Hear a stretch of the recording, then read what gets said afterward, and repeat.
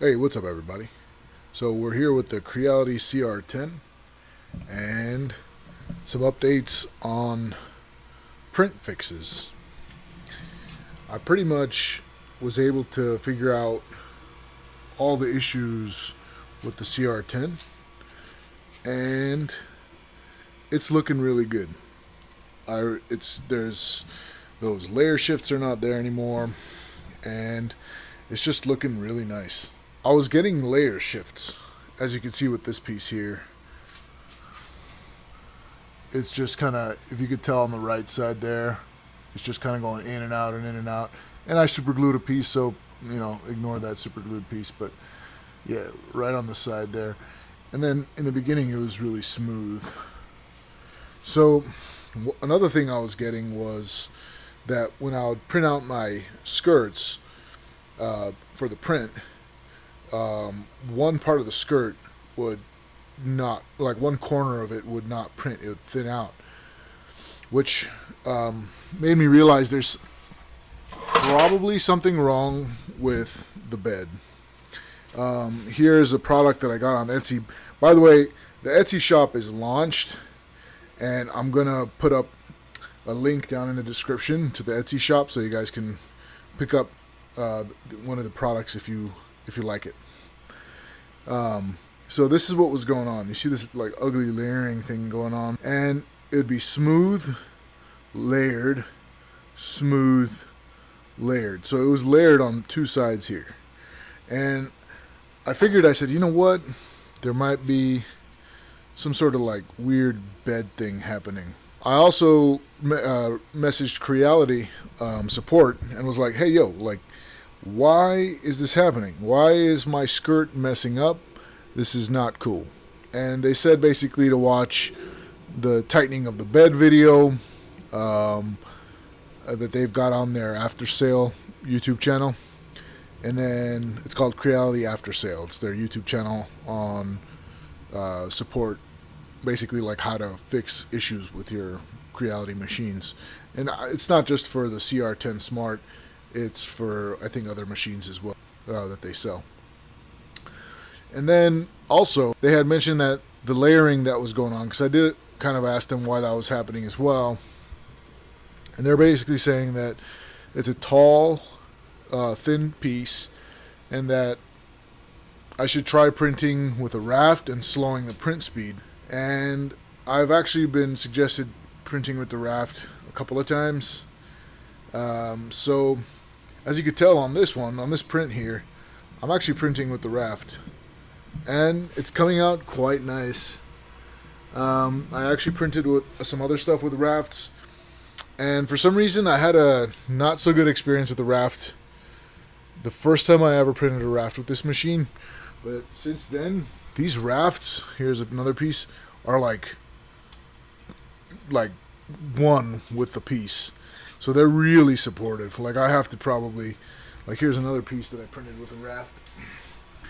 And this thing, like, it broke off, and I still have to go in with some pliers and take the piece of the raft that got stuck there off. But yeah, using a raft helped. So I first started out by slowing the print speed to like 40, 45 instead of its stock 50. I used the raft. And here's the big thing. So I'm printing a series of parts for this project that I'm doing. And I was on the last part. And it takes about 21 hours to do that print. And so I come in a few hours into the print. I see this ugly mess. This was actually where the nozzle was. Here, let's get some better lighting here. This was actually where the nozzle was. So this thing was just rubbing on the build plate, and this part was just jammed up into that nozzle area there, and it was not a good little scene. That was all jammed up in there. I was like, all right, something's wrong here. So I canceled the print. As I canceled the print, the bed didn't like go back and hit that little clicker that lets the machine know where the bed is. There's a little clicker right there. in the back. That's kind of covered right there, that thing. And so instead it started making this really ugly sound, and I'll see if I could bring in a video right now. And I was like, what is going on? And so I turn it off, I clean it out, and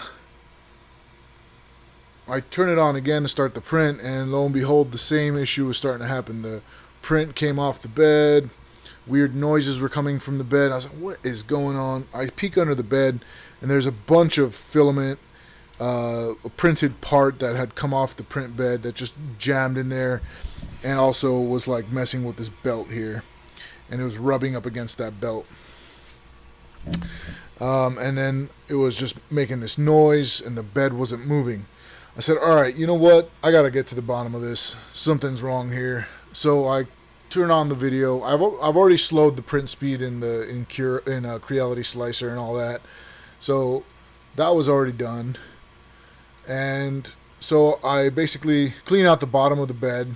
And as I'm cleaning out the bottom of the bed, I start noticing that the bed was slightly moving. And I have a video of that too. And it's ever so slight. But, I mean, ever so slight makes a big difference when you're working with 0.4 millimeter filament. You know, it's such a small thing, such a small filament extrusion that it matters. So something that wobbling amount matters. And so basically I watched a Creality after sale video that was suggested to me. And if you guys want to have a link to that, just let me know in the comments and I could post it in someone's comment. And so basically I ended up taking off this glass bed here. I used the Allen wrenches that they gave me to tighten every single screw. It was still moving, and then I realized it wasn't that. It was actually these tiny little I don't know if you could see it down there. Let's see, there's 3 little wheels there, and there's 3 little wheels on the other side. And these were the problem. That first wheel to the very right of the screen there was the one that was giving me issues. It was just free. Like, I would rotate it and it was just moving in place. And likewise, there was another wheel on the other side that was doing the same thing. And on this side, you have 3 bolts. You have a bolt there, bolt there, bolt there. And so you just use that little wrench they gave you, this thing here, to mess with it, you know, twist it until it's right. And they explain how you can get it right in the video, Creality after sale. But the thing is, on this side here, the wheels only have 1 bolt in the middle. And so it was kind of fun to try to figure out what was going on there. Anyways, I got the bed to be properly like bolted in, so it's not shaking at all. I checked other parts, like this head here. I like moved it and it wasn't moving, so it was all good. I cleaned off the bed with some rubbing alcohol. I did a automatic bed leveling there, and I started printing. And the first print I did after that, here's the bad piece with the ugly layer shifts, and now here's the print I did after it was cleaned. By the way, this piece still has its supports in the little gaps, so don't pay any attention to that.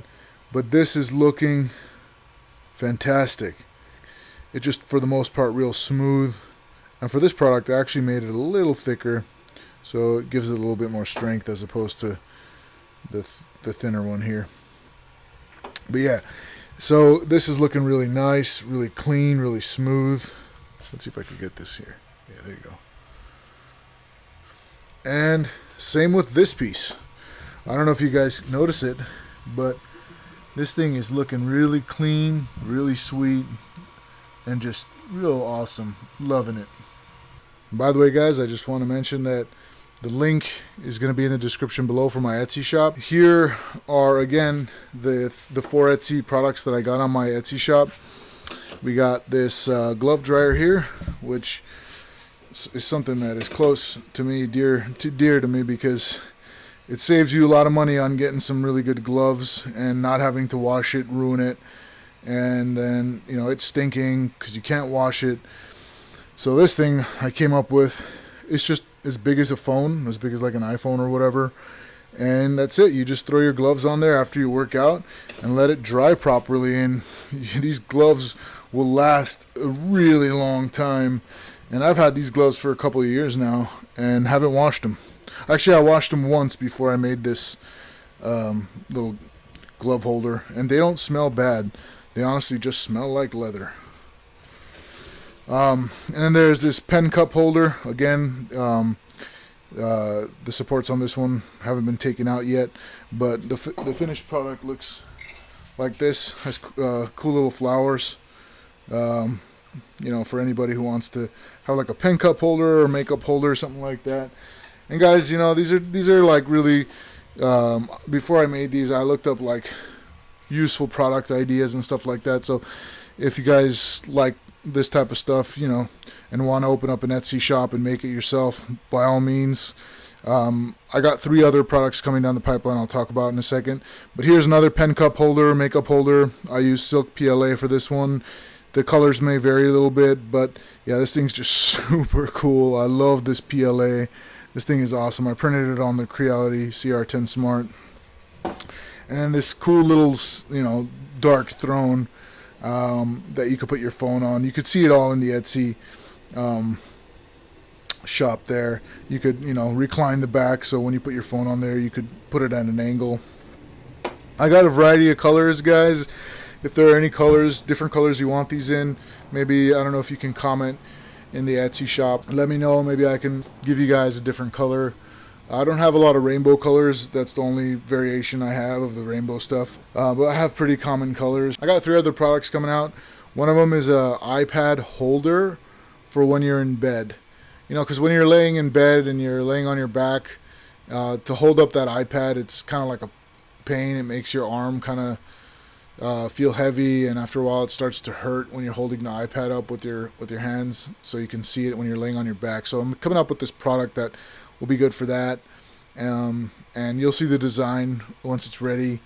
And I got another product coming down the pipeline as well. It's for the Apple TV. I think it's the previous generation's remote, where it has like the top part of it is just a black soft pad that you use as kind of like a touch screen.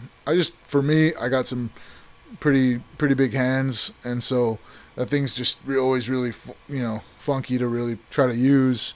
So I'm coming up with like a thicker holder, so you could kind of put that remote control in there and use it that way. On a side note, I actually did this a while back, but I was thinking about coming up with like dinosaur skull coasters.